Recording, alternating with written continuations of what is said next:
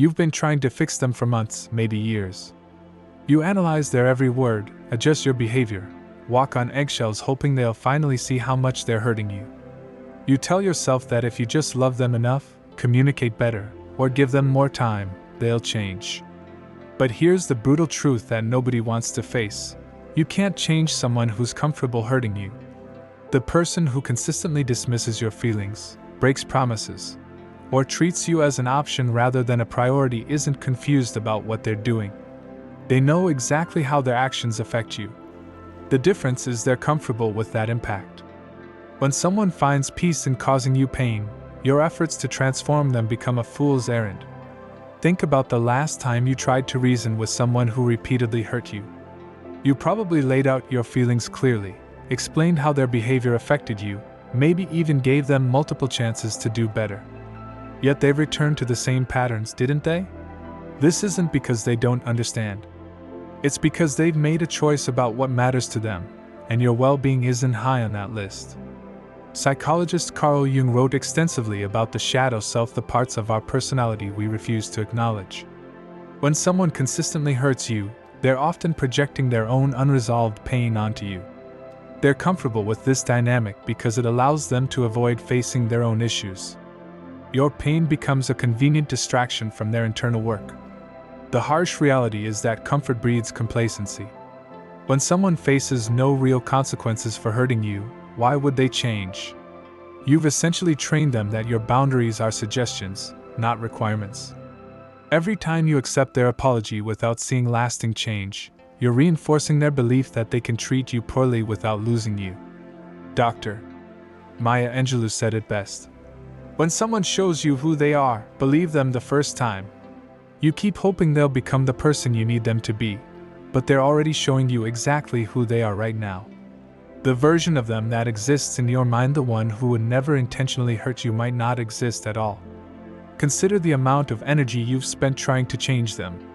All those conversations, all that emotional labor, all those sleepless nights wondering what you did wrong. That energy could have been invested in your own growth, in relationships with people who naturally treat you well, or in building a life that doesn't require you to beg for basic respect. The most dangerous trap is believing that your love can heal their capacity for cruelty. You think that if you just show them enough patience, enough understanding, enough grace, they'll suddenly realize how valuable you are. But people who are comfortable hurting you have already calculated your worth in their lives. They've decided that whatever benefit they get from their behavior outweighs the cost of your pain. This doesn't make you weak or naive. It makes you human. You wanted to believe in their potential because believing in people's ability to grow is a beautiful quality. The problem comes when you sacrifice your own well-being on the altar of someone else's potential. The turning point comes when you realize that accepting someone's consistent harmful behavior isn't love, it's enabling. Real love sometimes requires you to stop participating in dysfunctional patterns. It means refusing to be someone's emotional punching bag while they work through their issues. Setting boundaries with someone who's comfortable hurting you will feel impossible at first.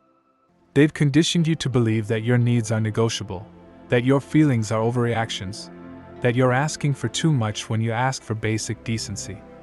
Breaking free from this conditioning requires you to trust your own experience over their narrative about your experience. The people who truly care about you will adjust their behavior when they see it's causing harm. They'll feel genuine remorse, not just irritation at being called out.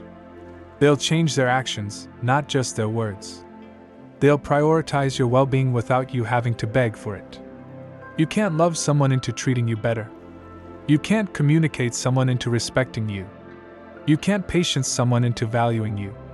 The only thing you can control is whether you continue participating in relationships where you have to convince someone to care about your feelings.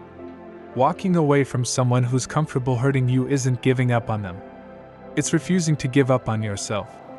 It's acknowledging that you deserve relationships where love doesn't feel like a battle, where respect isn't rationed, where your peace of mind isn't constantly under siege. The moment you stop trying to change people who are comfortable hurting you is the moment you start attracting people who wouldn't dream of causing you pain. Your energy shifts from desperate and depleted to confident and selective. You become unavailable for relationships that require you to shrink yourself to accommodate someone else's inability to love you properly. You deserve people who are uncomfortable with your discomfort, who lose sleep when they've hurt you, who adjust their behavior without you having to teach them why you matter. Stop settling for people who are at peace with your pain.